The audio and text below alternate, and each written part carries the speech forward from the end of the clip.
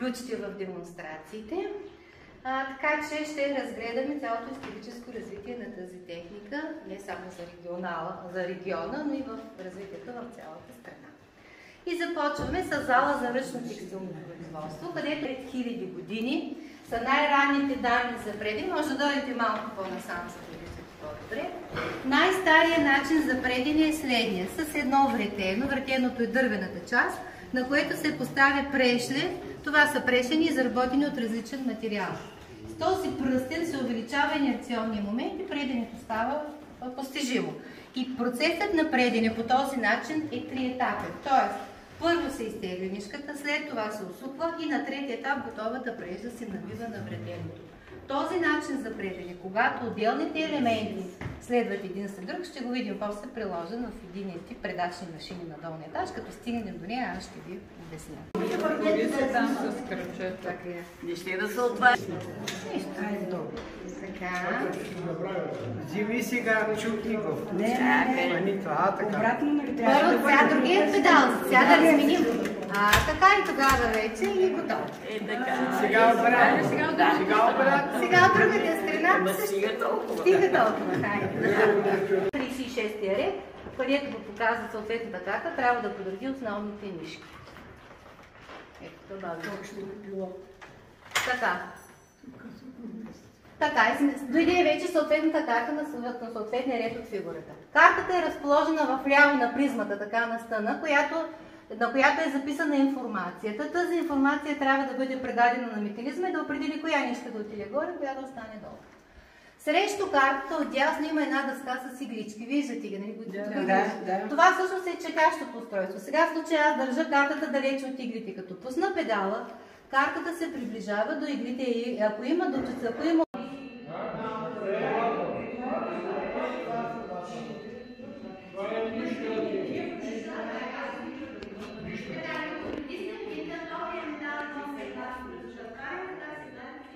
се насукват.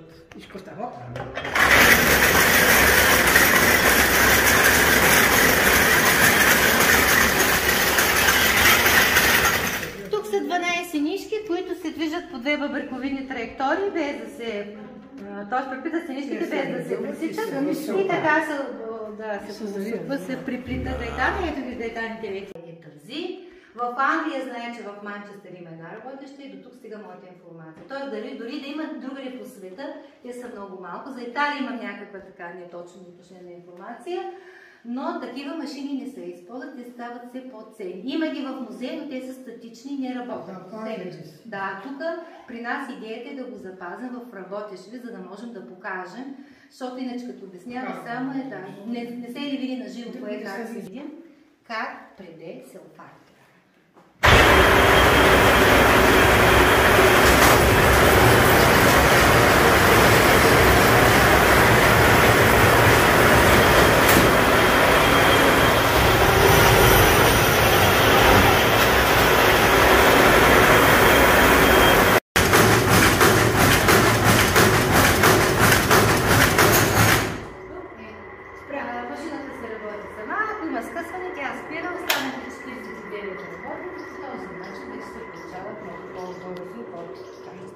А това как се казва? Това е с шпулите, които са с вътъка, които слизат в совалката. Ето, когато свърши вътъка, автоматично машината зарежда. Пълния пада в совалката, а празния пада в кафеза, за да не спира машината да зарежда.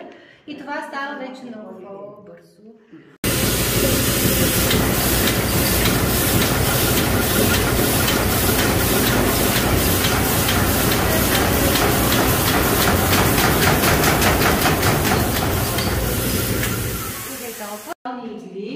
Които имат такова подвижно езиче. Ако имаме кръгопрекачна машина, иглите са в кръг. Ако е линейна, на една линия. И сега, тук нишката, аз ще завъртя глас. Нишката преминава през всяка една игла. Преминавайки през тази част на иглата, иглата слиза надолу, слизайки затваря езичето и образува брилката. И така се образува всеки. И ето така се изпита това.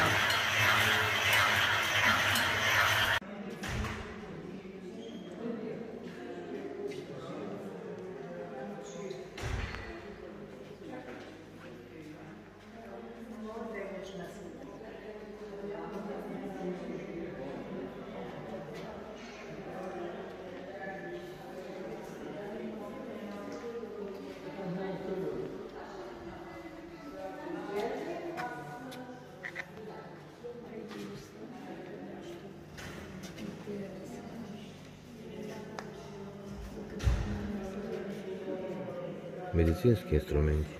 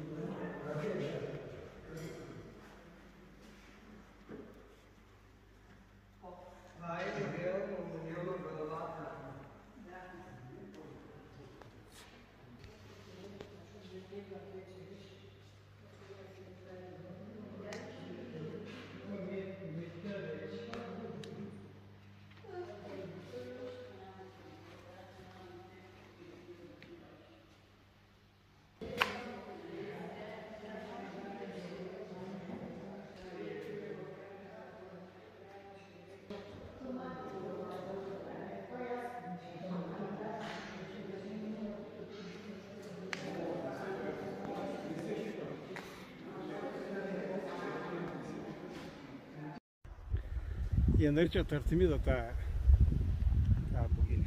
А тя е тракийската Кибела. Да, Кибела. Това е светилището. Горе има скална рисунка на скалата с жертвоприношение там на жертвеник. Има изсечено между скалите 4 посоки на светлина, че те фактически са И верни ли са? верни, са точно са. Браво. И казват, че магнитното поле е 7 пъти по-силно от нормалното. Тук скоро идва един посетител, вика, той го мирял, вика на телефона, види и компас изкара, вика, не е толкова. Малко по-силно, вика, ма не е чак. Да, разбрах.